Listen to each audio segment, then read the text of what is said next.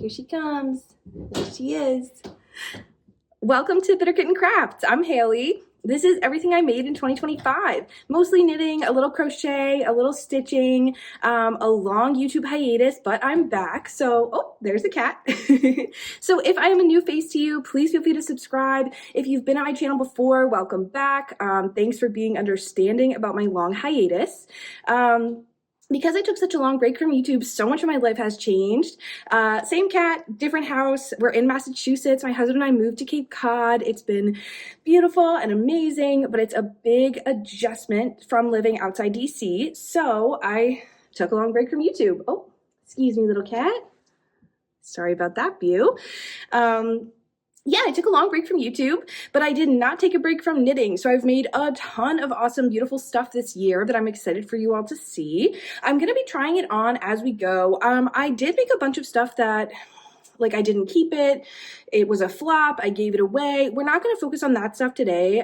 Also, sorry for the sun. It's kind of spotty, but I'm just going to show you guys what I made that I kept for myself, for my cats, for my husband, and we'll go from there. So when it comes to my knitting this year, I did not knit a lot of accessories like I have in years past. This was really a garment heavy year for me, but I was really into mittens this year and I knit a bunch of pairs. I have 3 of the pairs with me. I have another pair on the needles and I have this pair on my hands. So these are the World's Simplest Mittens by Tin Can Knits, and they have been worn and loved, so they are a little fuzzy, so my apologies.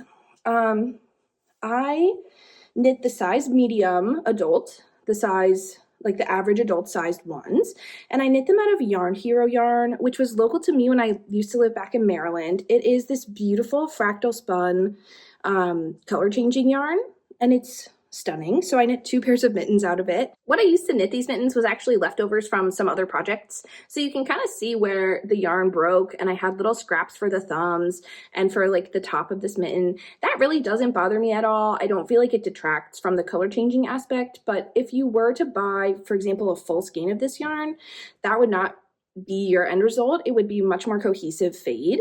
I really have no notes about this pattern. I loved it. It was my first time knitting a thumb gusset, and it was my first time using magic loop to knit like a little thumb, and it went perfectly smoothly, like no notes, no complaints, so much so that I knit a second pair for myself. So I also knit these World's Simplest Mittens by Tin Can Knits, and I realized in the first pair that I couldn't like reach into my pocket and get my phone that easily because my fingers were all attached to each other. So I made these little slits. So these are forethought kind of hats, I guess you would call it, for my little fingers. And the way that I did that is, so bear in mind, this was not, I did not follow a pattern or like a plan. So I feel like if you were interested in doing this mod, there's probably either a different pattern or like a much more efficient way that this could be done. However, what I did is I put half of my number of stitches after completing the thumb gusset and the length that I wanted. I put half my number of stitches on a piece of waste yarn, and then I knitted back across them so that it was like an afterthought heel. And I just went back and picked up the bottom and the top and knit this little ribbing. And then I had 2 little slits. And like I said, they are not, I guess you would say the most ergonomic. Like they're kind of messy a little, but they really get the job done. And I feel like I would probably follow like a real pattern next time, but they really do get the job done. And this is also in Yarn Hero yarn, like I mentioned, local to me. And you can kind of see that these are a bit more cohesive just in terms of the fade than the first pair. Just because I didn't use scraps, I used a full ball, aside from the thumb, obviously. So those are my mittens that I've made. I also knit a pair of gift mittens that I'll put a photo of in here just quickly. Really no notes on them, like same pattern, World's Simplest Mittens by Tin Can Knits, same size, just a gift for a friend. Those are the end of my mittens for 2025, but definitely not the end of my mitten journey. I really would like to knit some more like fingerless gloves and knit some, maybe a full pair of each individual finger gloves in 2026. That would be kind of like a challenge, but it's really one that I would enjoy having in my wardrobe. But I did knit a couple hats this year, and I knit one for a gift and one that I have. So let's go ahead and try on the one I have. So this is Jason's Cashmere hat by Sweet Fiber. It is a free pattern on Ravelry, and I am obsessed with how you can see the tweed in this perfect lighting. So this is all this beautiful rainbow tweed. This is Hedgehog Fibers Tweedy. And I got this color in a D-stash. This is some very, very luxurious, expensive yarn, to be perfectly honest, well out of my normal yarn budget. So I'm really, really lucky to have gotten this yarn for free. I got one skein, and it was perfect for this hat. So this is a hat pattern I fall back on a lot of the time when I have one skein of nice yarn and I don't know what to knit, because it really, it's very effective, but it's not very hard. So I'm probably going to knit another one of these in 2026. I think I've knit one every year since I started knitting. And my husband always steals this hat, but it's my favorite, one of my favorite makes of the year. My other hat that I knitted this year was a gift for my father-in-law for Christmas, and I'll put a photo. The yarn was stunning. It was this Grand Stitcher, who's a friend of mine. She dyed this colorway for a summer project, man, like 4 summers ago. And I finally knit it into a hat, and it was the Violet Waffles hat by Haldora J, which is, I believe, another free Ravelry pattern. So here's a photo of it. Beautiful, simple, effective waffle knit beanie, you know, nothing really too crazy except that the yarn was glorious. While we get this good lighting, let's continue a little bit with accessories, because I do have a couple more. These next ones are, I would argue, much less practical than the ones I just showed you, much more whimsical, much more just kind of for fun, but I really enjoyed making them. These are the stockings I knit my cats for Christmas. So, little backstory, we just moved to Massachusetts, right? We found out we were moving here in October. We found out there was a fireplace in the house, my first like adult lifetime ever having a fireplace to hang my stockings over, which I was super excited for. And then I realized my cats don't have stockings. So quickly I was like, oh no, I have to have them stockings before like we decorate for Christmas. So I basically just cast on 90 stitches, knit this pattern I found on Pinterest, these cats, which it's in my Ravelry project if you're interested. I knit these fish that I made. I knit these paw prints that I made. I knit a forethought heel and a regular toe, just like knitting a sock. And I knit a very short foot because I could see that these were kind of massive, and I just didn't want them to be bigger. And then I just closed up the toe and knit a forethought heel like a regular sock. And that was it. And so I did the duplicate stitching for their names. And I did a little crochet, like doohickey to hold it. And that was it. And like I said, I kind of cast these on in like a frenzy of like my cats need stockings. It's a deep need. And I didn't really like process too much. So if I were to go back and do it again, I would probably knit these stockings like on 60 stitches instead of 90, just because, I mean, I think you can tell they are like my cat can fit inside. They're very generously sized and they're very cute, but I think that I would knit them a little smaller. I do anticipate making more of these in 2026 because multiple members of my family saw them and wanted one, which I understand, and I think that for my family members, I would definitely knit them on 60 stitches instead of 90. This was a really fun little pattern. I did have a hard time finding a pattern that would fit my needs for a cat stocking. There's a lot of dog stockings out there. There's not a lot of cat ones, and so, like I said, these charts are in my Ravelry project page, and I'm considering putting out a cat stocking next winter, a pattern, but to be determined. My last accessory I made this year is the little kindness monster, and I made so many of these little guys. If you watched my channel at the beginning of the year, you definitely probably remember these guys because I was like cranking them out. And this is nowhere close to all the ones I made. I made a lot of them as presents because they're cute little presents. And this is, I think I said this, a pattern by Rachel Borello Carroll. It's a free pattern. I loved this pattern. You can knit it flat or in the round, which I loved because look at the size of that little limb. You tell me you want me to knit that on magic loop? No, I'm knitting that flat. So I got a bunch of different sizes of them. And the way that I did that isn't by modifying the pattern at all. It was simply by changing the needle size and the stitch gauge. So all of these little guys are from the same exact pattern, including him. I just changed the needle size. So like I said, this is a free pattern. His little hat comes off which is kind of my favorite part. Look at this, he looks so silly. So yeah, his little hat comes off. It's also knit either flat or in the round, which is really nice because I knit all of my little parts flat and seam them. And then I stuff them with like little scraps of yarn, you know, little bits and bobs. And these are all knit with scrap yarn. So what's actually cool is these two little guys are knit with the same yarn, but it's color changing. So he's white and he's blue. And then I have this guy too, and he's knit from a sweater I made. So really fun way to use up leftovers. These projects each took, you know, I would knit like, I remember I knit this guy during the Super Bowl last year, and I knit all of his limbs and all of his bits and bobs during the Super Bowl, and I sewed him up, and then I knit his hat the next day. So these are a really quick project. I was able to fulfill family member requests for them pretty easily. And this guy took the same amount of time. Like I said, even though he's larger, he's on like that chenille bulky kind of yarn. So I didn't actually knit him. It didn't actually take me any longer to knit him. I did not use safety eyes on him because I know like little children can't have safety eyes. So I wanted to, just in case I give him away, I didn't want him to have eyes. But The Little Kindness Monster by Rachel Borello Carroll. I will certainly be making more of this pattern this year. I actually was just pulling out a little quantity of self-striping yarn, like self-striping sock yarn, to knit one of these because I think it'd be really cute to have a little striped guy, or at least to have a guy with a little striped hat, because that would be super cute. But that's all about, but that's enough about these.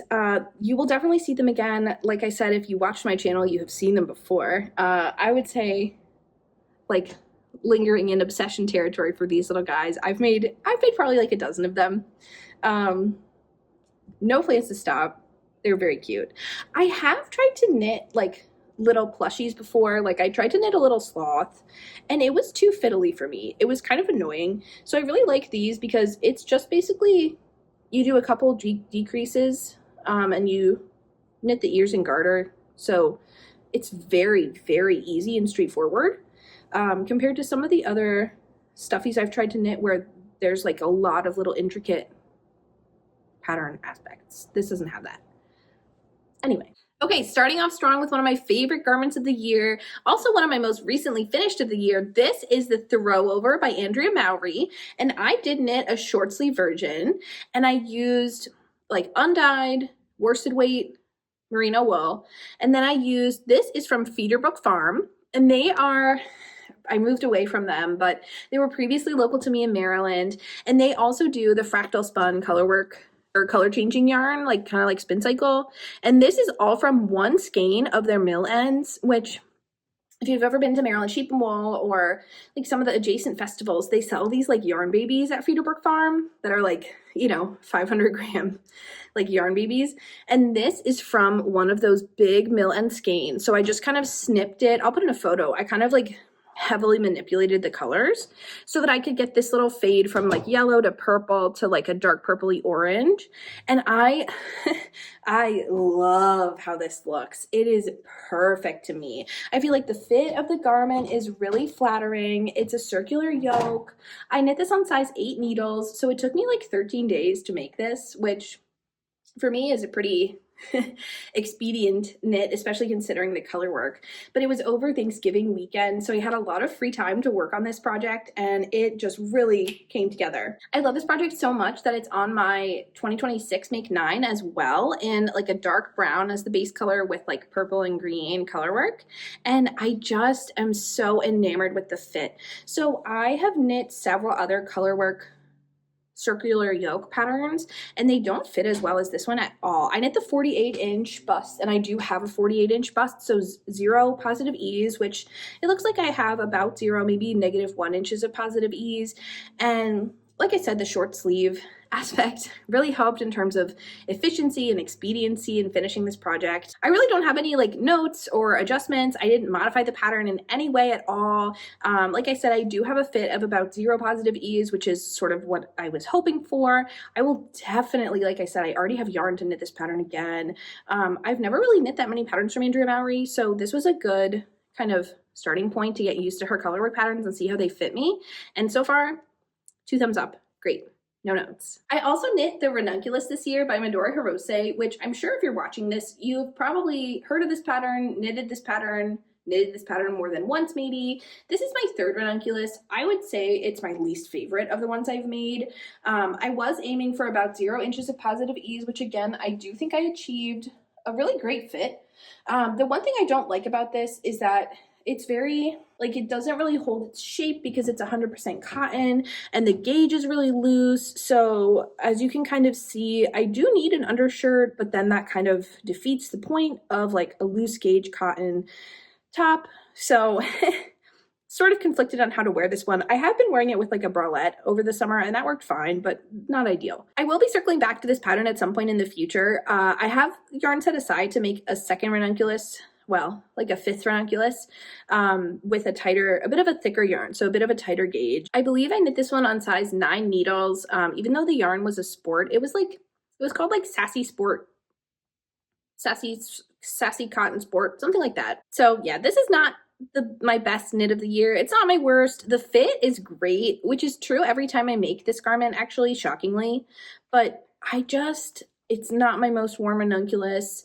I do feel like there's a lot of space for improvement. You can see this one, right? I don't know what else to say about it, but here it is. Again, like, I don't love how deep the armpit kind of is, but in the summer it does make perfect sense. This is a machine washable garment, so that is like one singular plus the cotton has going for it, but otherwise I would find a thicker yarn to knit this with personally. The last warm weather top that I made this year is the My Little Secret crop by Jessie Maed, and this is a pattern that came out in 2020. She released it as like a free pattern during the pandemic, and I have since knit it like 6 or 7 times, but it is just a classic little ribbed tank top, 3x3 rib with this cute little scoop neck. I love this. I've knitted this to wear like under my sweaters in wool. I've knitted this version in cotton. I've knitted other linen versions. This is Caron Cotton Cakes and Caron Rainbow Cakes, I think. Caron Rainbow Cakes. I'll put it below. Caron Rainbow Cakes in the colorway Sunshiny Day. And I knitted it in 2 skeins. This was like a bit of a bulky weight cotton polyester blend, so it is like a little bit bigger than the normal FO would turn out, like a little bit more positive ease, just because of the weight of the yarn and the gauge. But I would knit this pattern 50 more times probably. It is so easy to wear, and I've started knitting them in machine washable yarn, like for example this one, and a couple other Caron Cake stuff found at Michael's, just because it's really easy to wear these in the summer. So just throw them on over like a pair of linen shorts and that's your whole outfit, you know? So highly, highly recommend this pattern. Can't say enough good things about it. We'll certainly be knitting it again. One mod that I'm thinking of trying is just to cross my straps in the back next time. I've never knitted it that way, but it does seem like it would kind of a little more versus this where you can kind of see the ribbing is stretched out. So I have to put it in the dryer when I do wear it and I wash it because otherwise it doesn't really back to its shape as much. So that's just one little note. But the color changing is so cute. This is the natural color changing of the yarn. I think you can kind of see how it's like pink and then one pink and then one yellow and then yellow and then yellow and then one gray and then one yellow and then gray. So it's really cute little color changing situation. Okay, let's move on to sweaters, and let's start with my biggest flop of the year. So this is the Outline Raglan by Jessie Maed, and I knit it in Caron Blossom Cakes, which I found at Michael's, in the colorway Shadow. So this is another yarn that I've used, like I was talking about with the My Little Secret tank. I've used from Michael's. It's a cotton polyester acrylic like blend. It's like a blown yarn. So there's this cotton core and then the acrylic is kind of blown around it. And it's a very soft machine washable yarn that I have enjoyed knitting with for a couple tank tops previously. So I thought I could knit like a summer sweater out of it and it would go well. And I was wrong. I was very wrong. So let's talk about why I was wrong. So my vision for this sweater with the sizing I chose and the yarn I chose is that it would be like a drapey, cute summer sweater to throw on at the beach late at night, blah, blah, blah, you know, cozy, casual kind of a vibe. I was hoping for like a really deep raglan with a dolman sleeve, and I did get a really deep raglan. Like here's my armpit, there's where the raglan ends. So my my vision is that this would drape kind of around, you know, more elegantly than it does.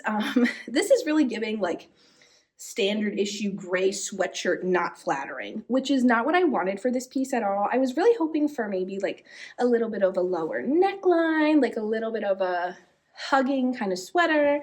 However, you can see it does not have short rows. So if you look at the back and the front, if I pull this back to how it should sit, then it rides up in the front.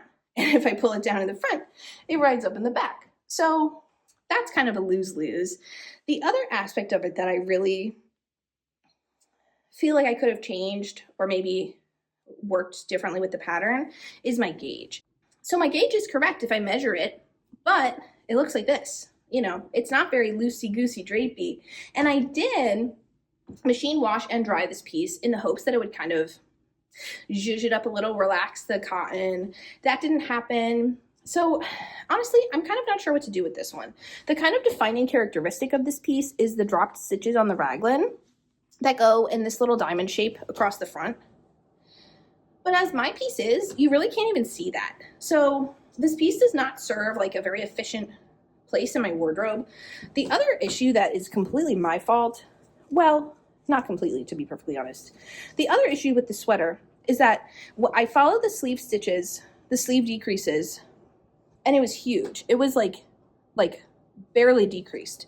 So I went back and I did some decreases, and now it's so tight. I followed the decreases from a different raglan sweater that I had previously knit by Jessie Maed, and now it's so tight that I have to cuff it in order to get the sleeve on, because I really wanted like the bat wing kind of look.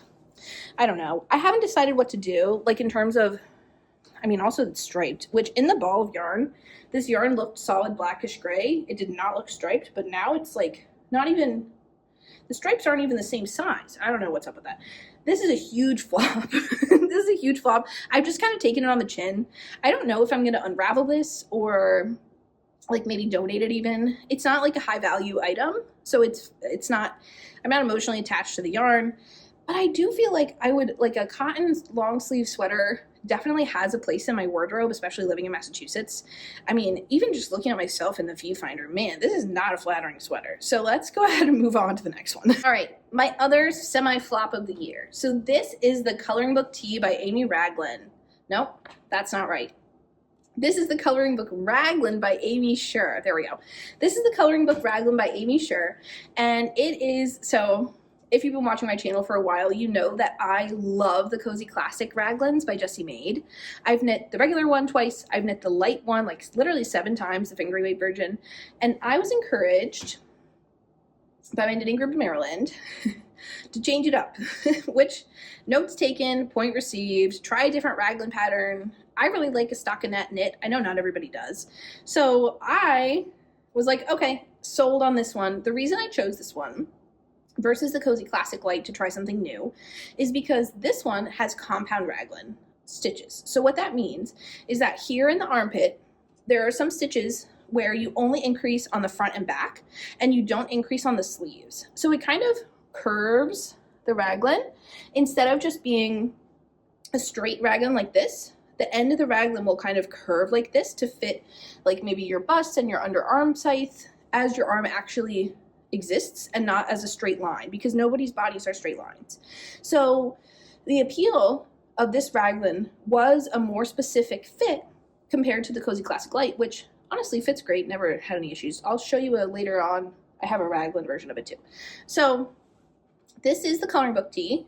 So one difference between the Coloring Book Tee and the Cozy Classic Light is that you pick up the neckline after, and I picked up way too many stitches.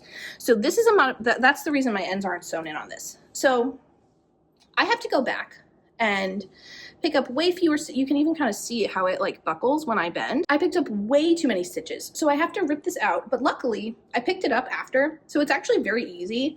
I can just rip it out, pick up fewer stitches, and reknit it probably in like one afternoon. I just haven't done it.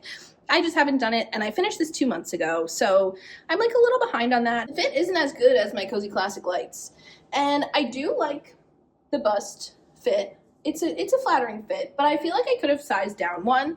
So I knit the 54-inch bust, which that gives me 6 inches of positive ease, and that was too many inches of positive ease. I probably should have chosen like the 50-inch size. In terms of the yarn is gorgeous. I think you can see all the colors and the speckles. So this was a micro stripe situation where I did 2 row stripes of like a white with all these speckles, and then 2 row stripes of this brownish pink. Oh, hello.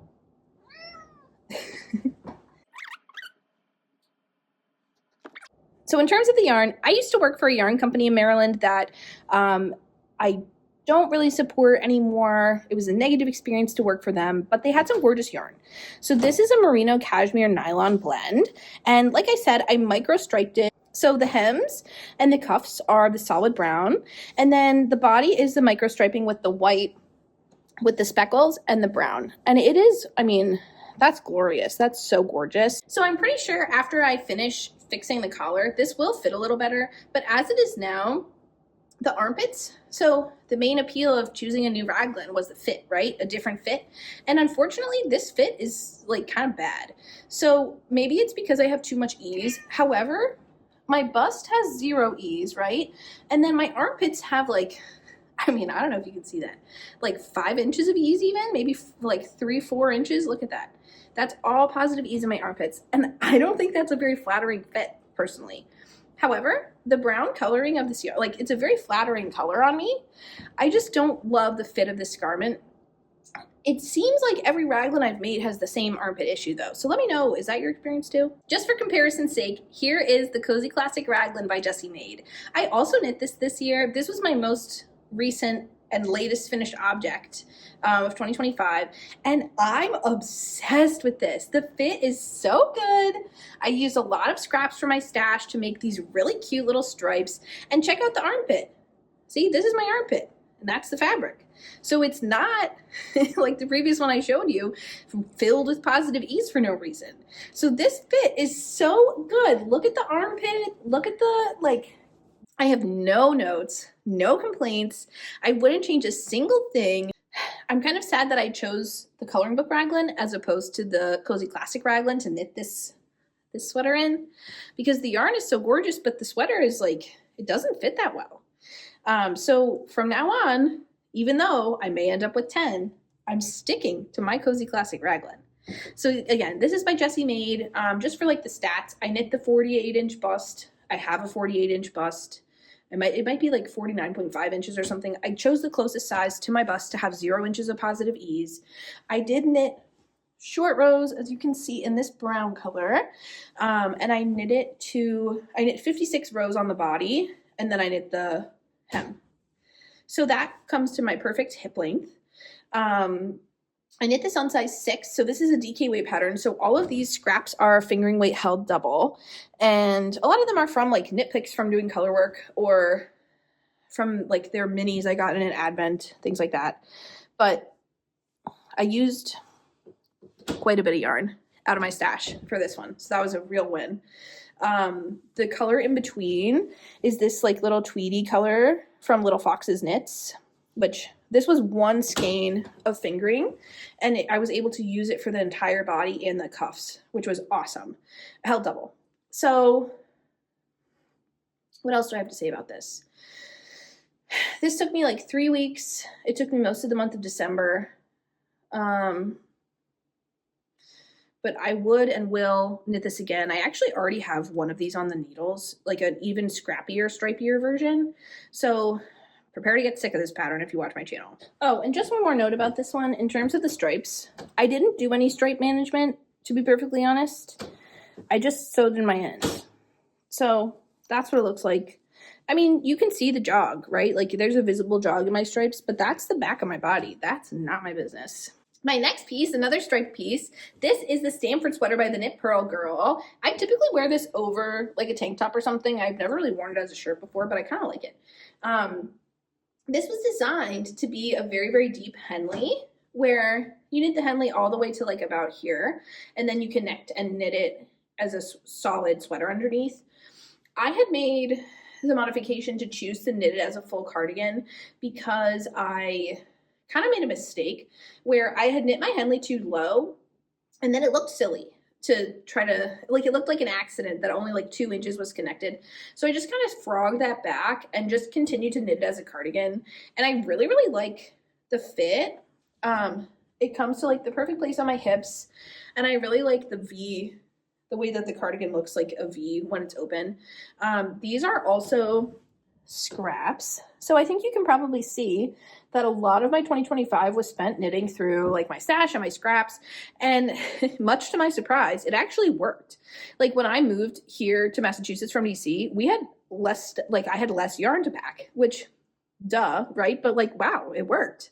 Knitting 3 sweaters from my stash scraps, like actually got stuff out of my stash. Groundbreaking. Anyways, the only color I purchased for this is this dark blue, which is from Barocco. It's Barocco Vintage worsted. So it's like a acrylic blend with wool. And the rest is all wool. Sorry, I'm stepping my cat. Yeah, but this, I really don't have any notes on it. I really like the balloon sleeve. The fit on the raglan is beautiful. It is a little deep, kind of like I was saying about the past couple, but in a cardigan form, it does make a little more sense to have it deep like that because you presumably have something underneath. So I definitely plan to knit more of the Knit Pro Girls patterns in the future. She's very good at writing patterns. Like they're very easy to understand and straightforward, and there's pictures, and like even though the Henley part of this could have been a little confusing, it wasn't because of her instructions. So I actually have another sweater of hers in my immediate queue, the Farnham sweater, which is another striped sweater. Please expect to see many striped sweaters from me in the next couple months because we're on a stash dwindling journey, which includes getting rid of things in the form of stripes. So brace yourself. Anyway, don't really have much else to say about this one. I think looking back, would I have included this super, super speckled color compared to the solids? Probably not, but from further away, it looks fine. So this is a fun one. This is one that my friend's family member knitted something in this crazy Noro yarn, and they frogged it, and she destashed it to me, and I'm so grateful she did. Okay, so this one, this is the last one that I finished before we moved here from Maryland. So I kind of basically just finished it and threw it in a bin. So, I mean, you can see all my ends. No ends woven in. It's not blocked. It's not like the buttons aren't sewn on. It really needs a block. You can kind of tell, I think, on video that this is all scrunchy, scrunched up. And it should obviously be much more like this when it's washed and blocked. But we're not there yet. What else can I say about this pattern? This is the Coffee Bean Cardigan by Elizabeth Smith. It's a pattern that I kind of fall back on anytime that I just like have a worsted weight raglan cardigan that I want. And it doesn't have short rows. It doesn't have like any bells and whistles. It's just a raglan cardigan. And so when you lay this on the floor, it kind of looks like a square with sleeves. It doesn't have any shaping, but the fit is nice. So this is the 3rd time I've knitted this pattern just because like I said, I already own it. It's in my library. It's free to me. And I knitted all the edging for this one in Malabrigo, which is like this dark purple. And then I had some scraps of this sort of lighter purpley bluish gray. The yarn is really the focus in this piece for sure. And you can kind of see like all these little neps and nibbles and blips and blobs of the different colors, and there's 2 threads held together. There's this like really thin neon thread, and then there's this like fluffy wool. So this yarn, I'm sure that you could probably find it on like eBay, but it is discontinued, which is kind of a bummer. This is the Ankers cardigan by Petite Knit, and this is, I would say, like tied for most worn of 2025, easy. This is knit in Frabjous Fibers, which is a hand-dyed yarn, and I chose the size 48-inch bust, which gives me 0 inches of positive ease, which is pretty much what I have. So the defining kind of characteristic of this sweater is the ribbed yoke, and this sweater comes in like a pullover sweater and a cardigan version. I chose the cardigan version. I don't remember why. This is one sweater that I started in 2024. And I finally finished this year. I knit both the sleeves this year, but I had already finished the body previously. Honestly, even just the sleeves was like a good bit of knitting because this is a sport weight garment knit on size 5 needles. So it did take a little bit of time. Yeah, this is like easily tied for most worn because every single time we went to the old folks home to visit my grandparents-in-law, I would wear this to hide my tattoos, etc. I really find it flattering. I find it to be like, even though it has the little pink blips, it's very much like a wardrobe staple. It goes over everything, and I really enjoyed knitting it because the button band is integrated. So it's just like 6 stitches of double knitting here on the button band, and you can see my little buttonhole. So, oh, hello, boo. So it's very, like, not very finicky.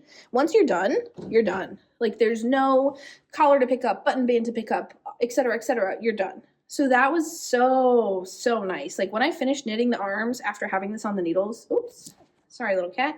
When I finished knitting the arms after having this on the needles for like 18 months, I was done.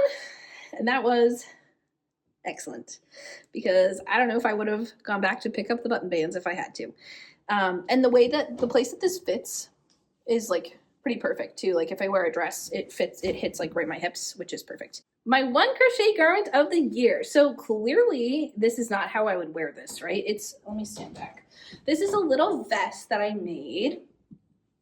I made a bunch of granny squares and I seamed them all together, and then I knitted the rest. So it has a little split hem.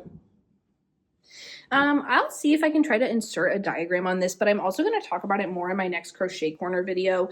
This is a vest that I completely freehanded, made of granny squares.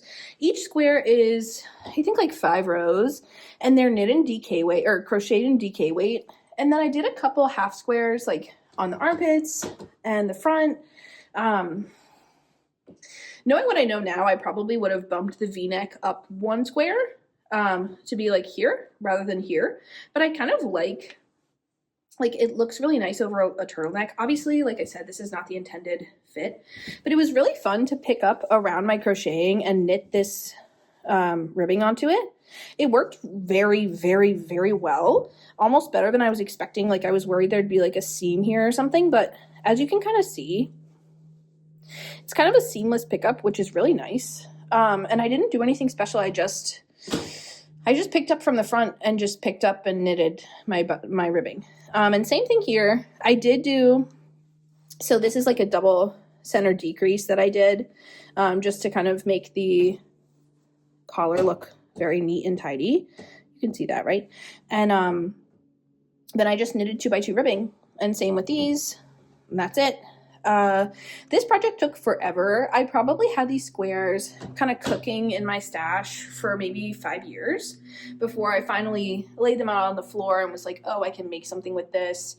And then I crocheted like 4 or 5 more squares and sewed them together, and I was done. So this was very much like I knitted it in 2025, but I also knitted it in 2023, you know, that kind of thing. The yarn that I used for these squares is like completely scraps. Like I can't even tell you what a lot of it is. A lot of it's years old, or I had like a little nugget of 2 grams left and I just kind of threw it into a row. I'm very much like a waste not, want not kind of person, where if I have a little like 2 gram nugget of yarn, I'm not throwing it away. It will find a home in something I make. But that being said, I know that's not the choice for everybody, and that's like totally fine. The edging, so this part is knit in Olan Fibre Mills, which they're based in Ireland. Sadly, they don't dye yarn anymore, but they used to carry them at a yarn store that also closed local to me. So this yarn has been kicking around in my stash for like, yeah, maybe 4 years. And this was 2 skeins of DK that I used to knit my little split hem, to knit my ribbing, my collar, and it pretty much worked out perfectly with stash yarn. Like I said, 2025 was a huge year of knitting stash for me. 2026 is hopefully going to be the same way, where I'll just kind of burn through some of the little bits and bobs I have taken up space in my new place that I'm living, and I don't want them to be there anymore. New leaf, new place, less bits and bobs. So this was a big part of that. If you watch my next episode, you'll see another sweater that's a huge part of that. But ultimately, thank you so much for watching my 2025 everything I made, and please feel free to check in and see my winter knitting plans, which will be next up. I hope you all have a safe and happy new year. I don't know what else to say. Thanks for watching. Bye.